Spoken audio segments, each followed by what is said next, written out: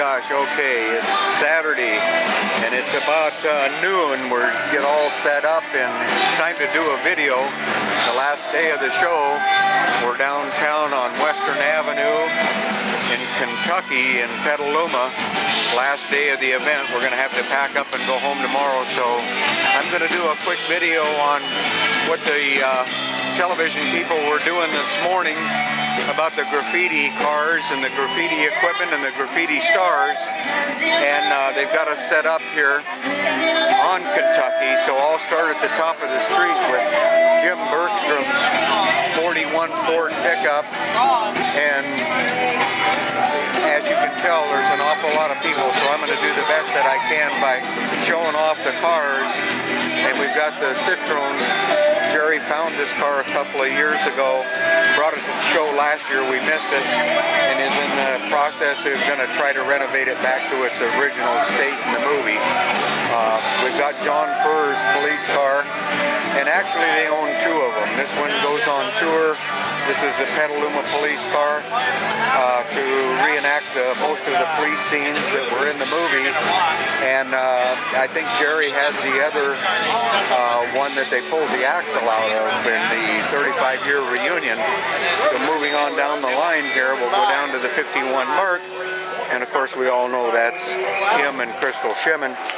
And they were just on the TV a little while ago explaining a lot of the behind the scenes of the car again, and did a great job, I understand. So I was back getting changed after we had got set up, so I didn't get a chance to see the interview, but make a long story short, it was a great interview, and they went right on down the line and did basically the same thing I'm doing right now. So we come to Jeff Zastro's 55, and this is a car that we contacted when ours was not done and completed yet, and we needed to complete our request to do the reenactment, and Jeff stepped forward and helped us out so that we could complete all the reenactments that they wanted to do. The drag scene on Paradise Road, which you're seeing on YouTube and on our webpage. The sad thing about this is that Jeff, right at the last scene in downtown Petaluma, that night scene that we did on Wednesday morning, I think the oil pump failed on the car and we seized some bearings in the car. So, but not to discourage anything, the car is a film car. It did a beautiful job, and people are just blown out with the wonderful reenactments that were done by Don Bias. Was the director of the reenactments, and he worked for George Lucas, so he's been involved in not only American Graffiti, but he was involved in Star Wars, and quite a array of people that he brought with him, to include some actors and actresses. So we've got Dave Atchinson's 32 Coupe, and so he gets to add a few more feathers to his hat with the 32, and we come on down the line and we've got Jeff Pervancher, and I brought the trash can for him, and we've set up quite a little display with the Vespa motor scooter, some photographs that I had framed up, and so in the background we've got Dave Atchinson, we've got May Daly, we've got Sandra Femilette, we've got Jeremy Pervancher, and we've got Jordan sitting back there, and boy, they're holding down the fort here. So we're doing this little video. Hello there, young lady, and I'm waving at Mrs. Daly, the owners of the 56 T-Bird, and we'll be down to that car in just a minute. This is the new Vespa that Jeff has just built. This is a 1964, so this makes it more movie correct than my Vespa that I bought from him back in 2008, which is a 1967. So anyway, this is really getting close to some of the movie stuff that we've been trying to put together for quite a while as Tribute Team American Graffiti. This is a trash can that, of course, came out of San Francisco, was sent down to Portland, Oregon. We did a reenactment and set this car, or the trash can, up on display. And as you can see, Sandy signed this when we were in Portland, Oregon with her at the Portland Roadster Show. So I'm going to fan back one more time on the cars going towards Western Avenue.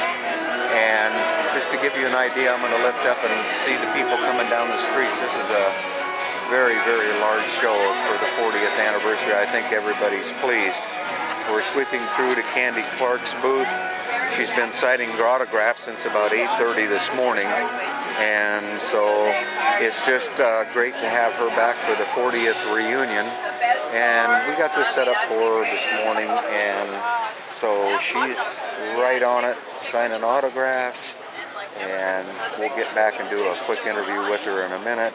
We're swinging over to the tea bucket, the tribute tea, and this is, of course, my car. And so we got them on display the first thing this morning.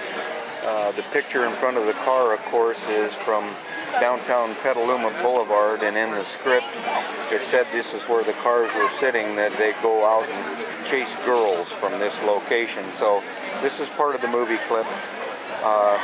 My car is actually, I spent all those years looking for the original tea bucket, and it's in this still shot of the movie itself with Rick Boom talking to Paul LeMat and Joyce Barnett sitting in the passenger seat of the tea bucket.